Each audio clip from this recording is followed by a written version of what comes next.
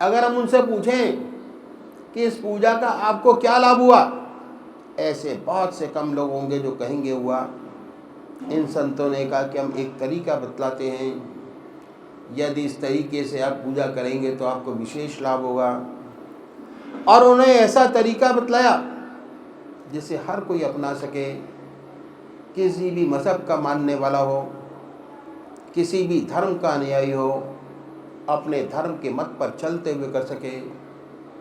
ऐसी बात बतलाई और वह मैं आपके सामने रखूँगा।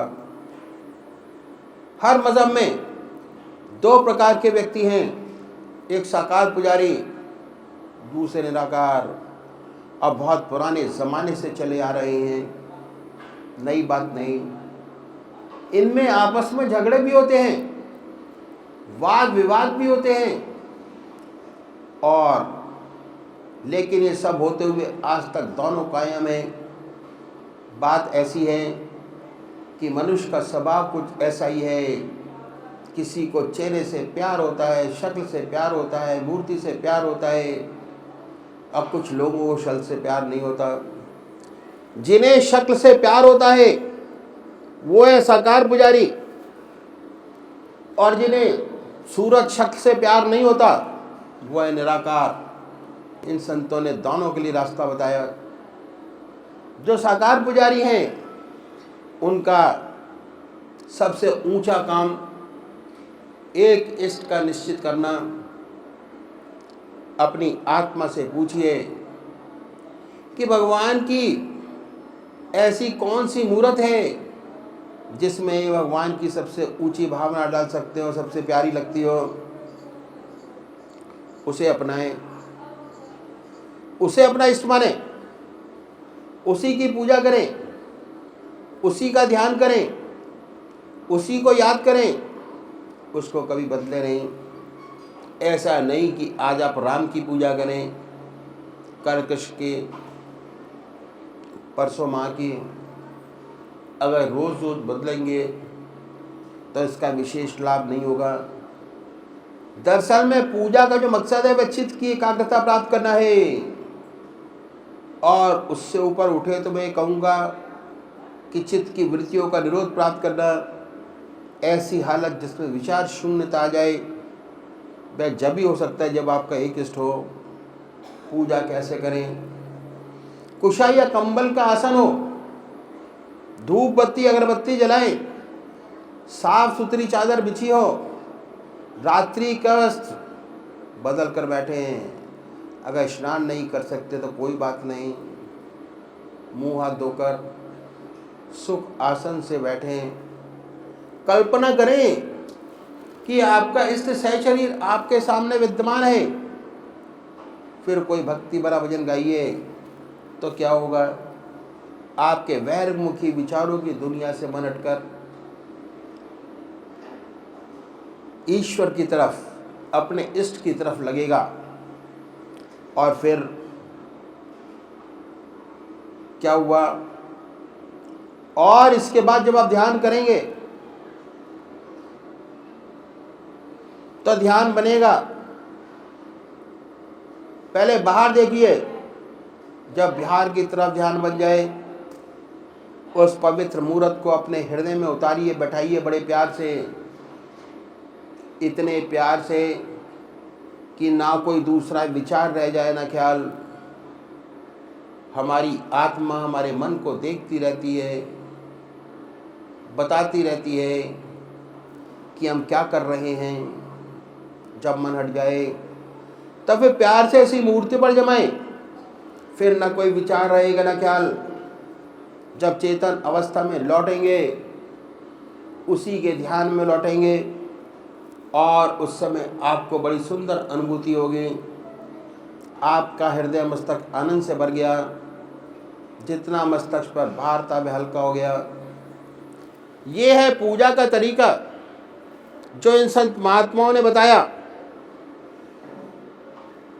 साकार पुजारियों के लिए अगर ऐसे पूजा करेंगे तो विशेष लाभ होगा, चित्त की एकाग्रता प्राप्त होगी, सुषुप्ति की अवस्था प्राप्त होगी।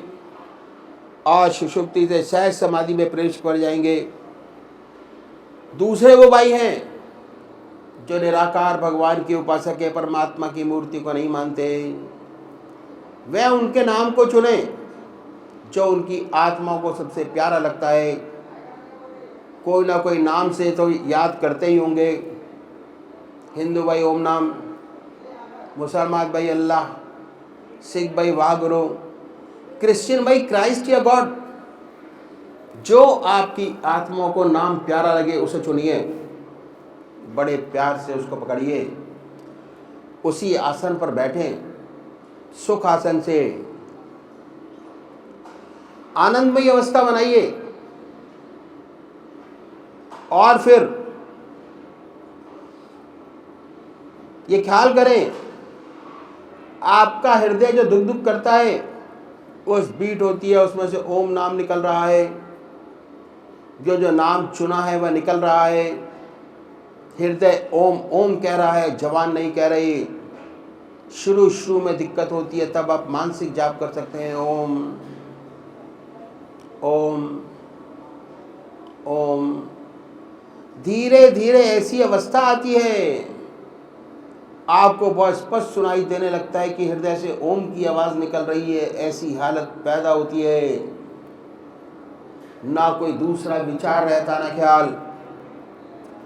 उसमें ऐसे तल्लीन हो जाते हैं, अपना होश नहीं रहता, अपने आप से गायब हो जाते हैं, विचार शून्य अवस्था।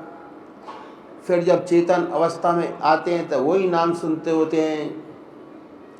फिर हमें एहसास होता है बड़े आनंद का कि हमारा मस्तक अनुपम आनंद से भर गया, बड़ी शांति मिली। तो इन संतों ने ये तरीका पूजा का बतलाया। यदि ऐसे पूजा करेंगे विशेष लाभ होगा, चित्त की एकाग्रता प्राप्त होगी, सुषुप्ति की अवस्था प्राप्त होगी और सुषुप्ति से सहज समाधि में प्रवेश कर जाएंगे। और एक दिन ऐसा आएगा कि हमें आत्मा उस परमात्मा का अनुभव होने लगेगा और ज्योति से ज्योति एकाकार हो जाएगी, मिल जाएगी। इन संतों ने इस बात का विशेष ध्यान रखा कि हमारे काम का समय न लिया जाए। पहली सीढ़ी का दूसरा सब स्टेप क्या है कि हर मनुष्य भोजन करता है और भोजन करने में आधा घंटा सुबह को और आधा घंटा रात्रि को लगाता है। ये समय ऐसा है कि खाली है, दुनिया के व्यवहार का आप कोई काम नहीं कर रहे। इस भोजन के तरीके में परिवर्तन लाना पड़ेगा और वास्तव में हमारा पुराना तरीका यही था जो मैं आपके सामने रखूंगा। वेस्टर्न कल्चर की हमारे ऊपर छाप पड़ी।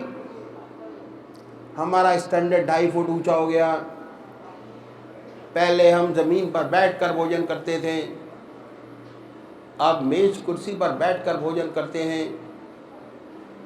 इस बात में कोई नुकसान नहीं। विशेष अर्थ क्या है?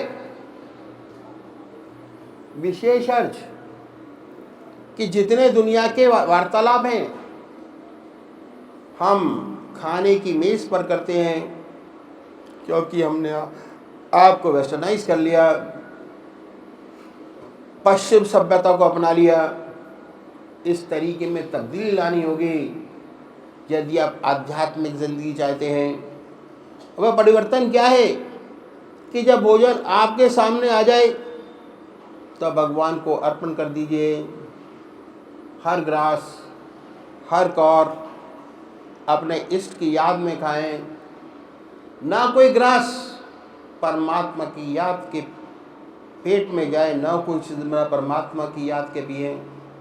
ये अभ्यास भोजन की एक विशेषता है। भोजन जिन विचारों में डूब कर किया जाता है, खून जो बनता है उन्हीं विचारों का रंगा हुआ बनता है।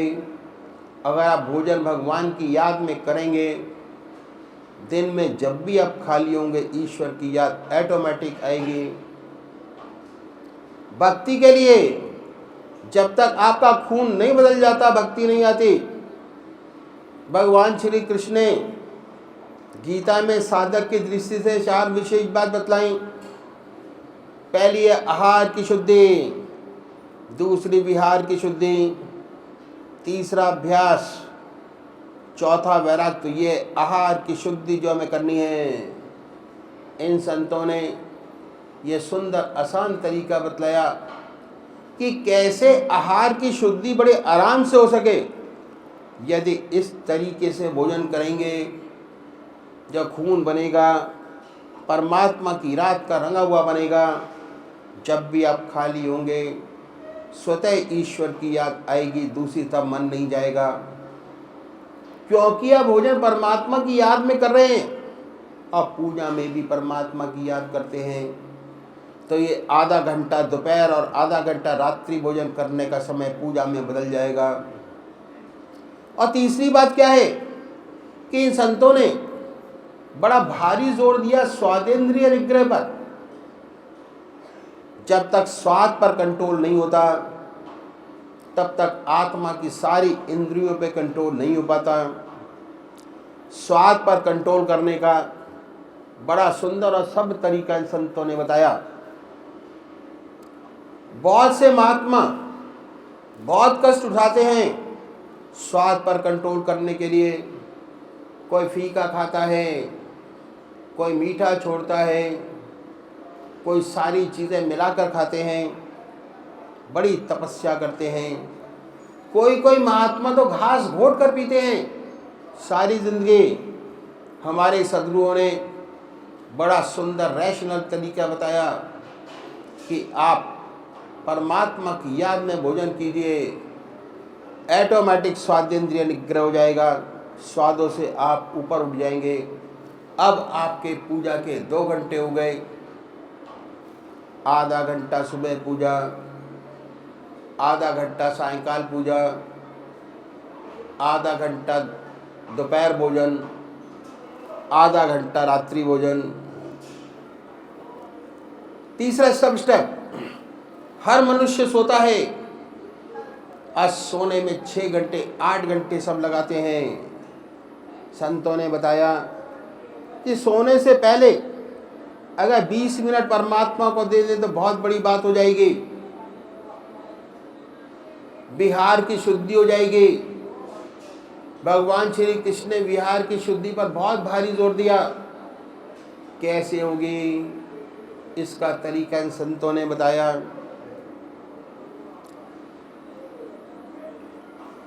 कि जब दुनिया के सारे काम समाप्त हो जाएं, आप अपनी चारपाई पर बैठिए, आसन लगाने की ज़रूरत नहीं, बैठकर 2 काम कीजिए। पहला, आत्मनिरीक्षण में कैसे करें, अपनी आत्मा से पूछिए कि आज आपसे कोई अच्छा काम बना क्या, ऐसा काम जिससे दूसरे की आत्मा को प्रसन्नता हुई हो। अगर ऐसा कोई परोपकार का काम आपसे बना है, उसे अपने भगवान के अर्पण कर दीजिए कि हे प्रभु, आपने ऐसा अवसर प्रदान किया, इससे हो गया। इस अच्छाई को भगवान के अर्पण कर दीजिए, आपकी दया कृपा से हुआ, आपको अर्पण है। फिर सोचिए कि आप में कोई कमी तो नहीं है। अपनी आत्मा से पूछिए कि आप में कोई खराबी तो नहीं है। इसके लिए किसी गुरु के पास जाने की आवश्यकता नहीं कि मेरे अंदर कौन सी खराबी है। अगर आत्मा कहती है कि नहीं है, बहुत अच्छी बात है। अगर आत्मा कहती है कि आपकी ज़िंदगी में काम है, क्रोध है, लोभ है, मोह है, अहंकार है, तो इसके लिए प्रायश्चित करना बड़ा आवश्यक है। और हम भगवान के सामने प्रायश्चित करें कि परमात्मा इन कमियों से मुक्ति करे। प्रार्थना बहुत बड़ी चीज़ है। परमात्मा के सामने अगर ऐसा करते हैं तो भगवान हमारी आत्मा को बहुत ऊंचा उठाता चला जाता है। और प्रार्थना करने का सबसे अच्छा तरीका ये है कि हम अपनी आत्मा से पूछें कि हमसे जो काम हो जाते हैं, बड़ी गड़बड़ है, आदतवश हो जाते हैं, उसमें से छोटी सी बात को पकड़े, जैसे गप लड़ाने की आदत पड़ गई है, उसमें हम झूठ बोल जाते हैं। झूठ तो झूठ है, बिना मतलब झूठ क्यों बोलें। अगर आपकी आत्मा कुड़ती है तो ऐसी छोटी छोटी बातों को पकड़िए, परमात्मा से वायदा कीजिए कि हे प्रभु हमें ऐसी शक्ति प्रदान करो कि कल से ये छोटे सा दुर्गंध न हो। परमात्मा से वायदा कीजिए और वायदा करने के बाद उसको छोड़ दीजिए। अगर आप छोड़ते चले जाएंगे तो क्या होगा, आपकी विल पावर बढ़ती चली जाएगी। धीरे धीरे बड़ी बड़ी कमियां, खराबियां जो हम में हैं वो भी छूटती नजर आएंगी। शर्त एक है, जिस बात का भगवान से वायदा करें उसे पूरा अवश्य करें। अगर पूरा नहीं करेंगे तो आपकी इच्छा शक्ति घटेगी। न करना अच्छा है, लेकिन वायदा करके पूरा न करना खराब है। वायदा करें, पूरा इच्छा शक्ति बढ़ती चली जाएगी। इसके बाद बड़ा आसान तरीका है सोने का। ईश्वर का ध्यान कीजिए, उनको याद कीजिए, और जब ध्यान अच्छा लग जाए, उन्हीं का ध्यान हो, उन्हीं की याद हो, उन्हीं की याद में सो जाइए। ये अभ्यास, अगर ये अभ्यास करेंगे तो बहुत विशेष लाभ आपको मालूम होंगे। जो ऐसे भाई बहन हैं जिन्हें ऊट पटांग सपने आते, ऐसे सपने आने बंद हो जाएंगे, नींद अच्छी आएगी, बेखबर होकर सोएंगे। जब अभ्यास पड़ेगा सपने बदल जाएंगे, सुंदर सुंदर सपने आएंगे। देखेंगे आप पूजा कर रहे हैं, कभी कभी देखेंगे आप अपने इष्ट के मंदिर में बैठे हैं, पूजा कर रहे हैं, अपने इष्ट का दर्शन, अपने गुरु का दर्शन। कभी सत्संग में बैठे हैं, फिर साधक जब और तरक्की करता है तो बड़े सुंदर सुंदर अनुभव खुलते हैं। सोते सोते अनंत सूर्यों का प्रकाश नजर आएगा, सारा शरीर विद्युत से ओतप्रोत महसूस होगा। ऐसा साधक जब सोकर उठता है उसे बड़ा अचंभा होता है, बड़ी हैरत होती है। ऐसा साधक जिसके ध्यान में सोया था उसी का ध्यान रहा, उसके मुख से जब उठता है परमात्मा का नाम निकलता है, अपने अंदर ध्यान की सुंदर अवस्था पाता है। जिस ध्यान की अवस्था में सोया उससे अच्छे ध्यान की अवस्था में उठा। जो अच्छे साधक हैं जिनके आज्ञा चक्र पर स्पंदन होता है, जब सोते समय आज्ञा चक्र पर स्पंदन था, जब उठेंगे तो वह स्पंदन और तेज होता मिलेगा। आत्मा यही कहती है कि मैं जिस ध्यान में सोया था रात भर उसी का ध्यान बना रहा, तो 6 घंटे जो सोने के हैं वास्तव में पूजा में बदल जाते हैं। बात क्या है कि मन का एक विशेष गुण है, मन रात को जिन विचारों में डूब कर सोता है